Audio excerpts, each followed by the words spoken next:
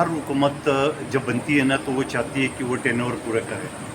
بلکہ حکومتوں کی خواہش تو یہ بھی ہے، آئین کا آرٹیکل 232، 33، 34 یہ کہتا ہے کہ ناگزیر حالات کی روشنی میں اسمبلی 1 سال کے لیے ایکسٹینڈ بھی ہو سکتی ہے۔ اور جیسا آپ کو پتہ ہے کہ موجودہ حکومت ایک تلخ حکومت جو کہ موجودہ اتحادیوں نے قبول کی ہے، اس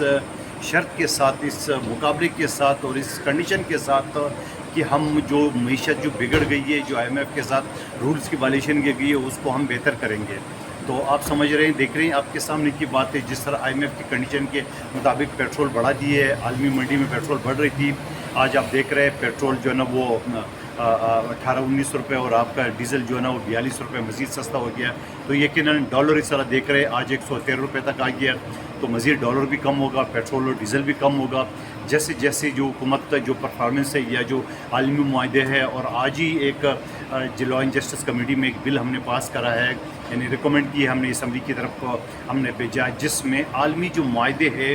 وہ پاکستان کے سول کوڈ میں چیلنج نہیں ہو سکتے، یعنی اس کے اوپر اسٹے آرڈر نہیں ہو سکتا ہے، وہ کوئی چیلنج نہیں کر رہی۔ اس سے پہلے جو عالمی ادارے یا عالمی جو کمپنیاں آتی تھی اور یہاں لوکلی لوگ جو نا ان کو بلیک میل کرنے کے لیے اور مختلف عدالتوں میں سول جج، سینئر سول جج کی عدالتوں میں اسٹے آرڈر لیتے تھے، وہ آج ہم نے کمیٹی نے متفقہ طور پہ وہ بل پاس کی ہے، اور انشاءاللہ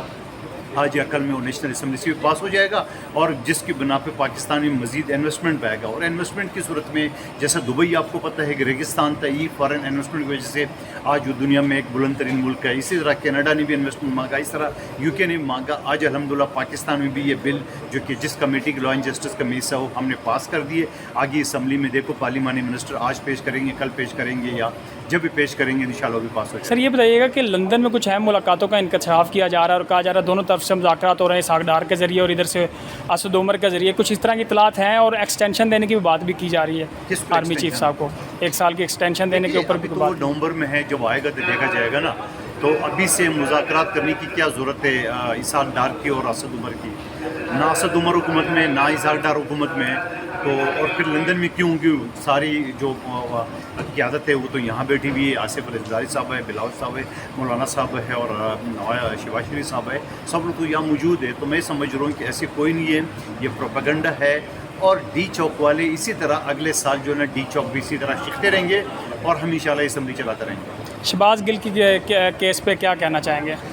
کڑی سے کڑی اس کو سزا ملنی چاہیے، یہ بالکل اپنی اوقات سے باہر ہو گیا، اور جس طرح اداروں کے اندر وہ ایک بغاوت کی صورتحال پیدا کرا تھا، وہ اپنی لیڈر سے بڑھ چڑھ کے گالیاں دینے لگا اداروں کو، سپریم کورٹ کو۔ میں سمجھ رہا ہوں کہ آرمی ایکٹ 31 کے مطابق ان کو کورٹ مارشل ہونے چاہیے، تاکہ آئندہ کو اس طرح دشمن ذہن کے جو لوگ ہیں، دشمن ممالک کے ذہن کے جو لوگ ہیں، وہ اس طرح پاکستان کے اداروں کے خلاف، پاکستان کے سپریم کورٹ کے خلاف اس طرح بےہودہ اور اس طرح جو نا بغاوت کی صورتحال پیدا نہ کریں۔ میں یقین سے کہتا ہوں علی وزیر آج جیل میں ہیں، آج عدالتوں کا بھی امتحان ہے کہ علی وزیر ایک باقاعدہ رکن قومی اسمبلی ہے، شہباز گل تو کچھ بھی نہیں ہے، وہ تو پتہ نہیں کون سا